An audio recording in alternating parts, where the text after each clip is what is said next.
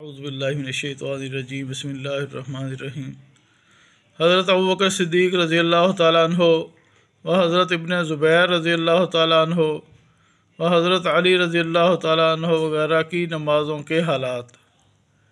मुजाहिद रहमतुल्लाह अलैह हज़रत अबू बकर सिद्दीक़ रज़ी अल्लाह तआला अन्हो और हज़रत अब्दुल्लाह बिन ज़ुबैर रज़ी अल्लाह तआला अन्हो का हाल नकल करते हैं कि जब वो नमाज में खड़े होते थे तो ऐसा मालूम होता था कि एक लकड़ी गड़ी हुई है, यानी बिल्कुल हरकत नहीं होती थी।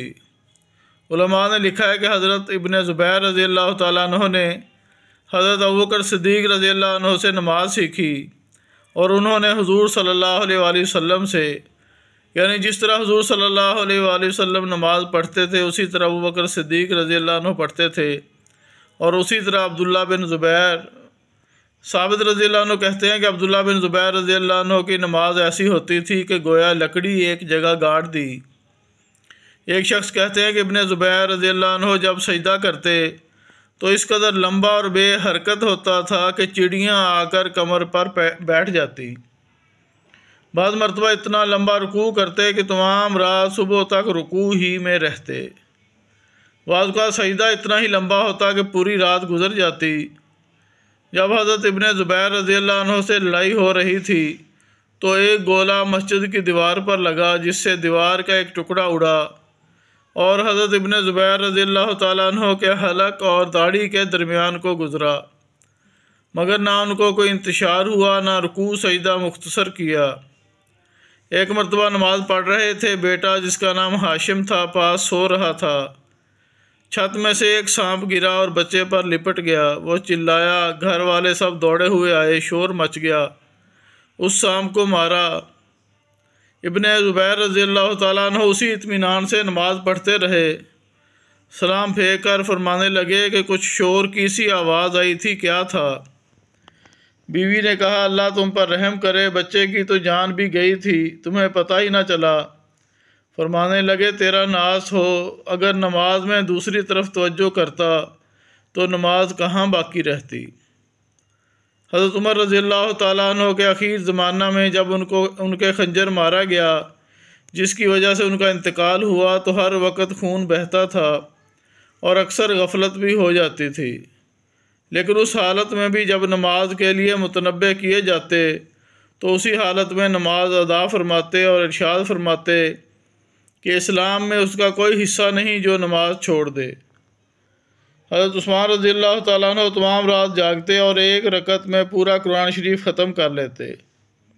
हज़रत अली रज़ी अल्लाह अन्हु की आदत शरीफा ये थी कि जब नमाज का वक्त आ जाता तो बदन में कपकपी आ जाती और चेहरा जर्द हो जाता।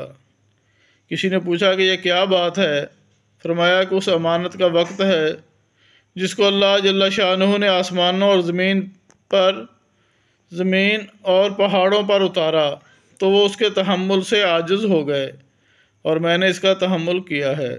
खलफ बिन अय्यूब रज़ी अल्लाह अन्हु से किसी ने पूछा कि तुम्हें नमाज में मक्खियाँ दिक नहीं करती? फरमाया कि फासिक लोग हुकूमत के कोड़े खाते हैं और हरकत नहीं करते और इस पर फ़ख्र करते हैं और अपने सब्र तहम्मुल पर अकड़ते हैं कि इतने कोड़े मारे मैं हिला तक नहीं, मैं अपने रब के सामने खड़ा हूँ और एक मक्खी की वजह से हरकत कर जाऊँ। मुस्लिम बिन यसार रहमहुल्लाह जब नमाज के लिए खड़े होते तो अपने घर वालों से कहते कि तुम बातें करते रहो, मुझे तुम्हारी बात का पता ही नहीं चलेगा। एक मरतबा बसरा की जामे मस्जिद में नमाज पढ़ रहे थे कि मस्जिद का एक हिस्सा गिरा।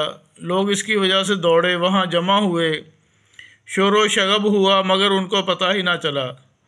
हातिम असम रहमतुल्लाह अलैह से किसी ने उनकी नमाज की कैफियत पूछी तो कहने लगे, जब नमाज का वक्त आता है तो वज़ू के बाद उस जगह पहुंचकर जहां नमाज पढ़ूंगा थोड़ी देर बैठता हूं कि बदन के तमाम हिस्सों में सुकून पैदा हो जाए, फिर नमाज के लिए खड़ा होता हूं। इस तरह के बैतुल्लाह को अपनी निगाह के सामने समझता हूं और पुल सिरात को पाँव के नीचे, जन्नत को दाएं तरफ और जहन्नम को बाएं तरफ, और मौत के फरिश्ते को अपने पीछे खड़ा हुआ ख्याल करता हूँ और समझता हूँ कि यह आखिरी नमाज है। उसके बाद पूरे खुशू व खुजू से नमाज पढ़ता हूँ और उसके बाद उम्मीद और डर के दरमियान रहता हूँ कि नामालूम कबूल हुई या नहीं। व आखिर दावाना अनिल हम्दुलिल्लाहि रब्बिल आलमीन।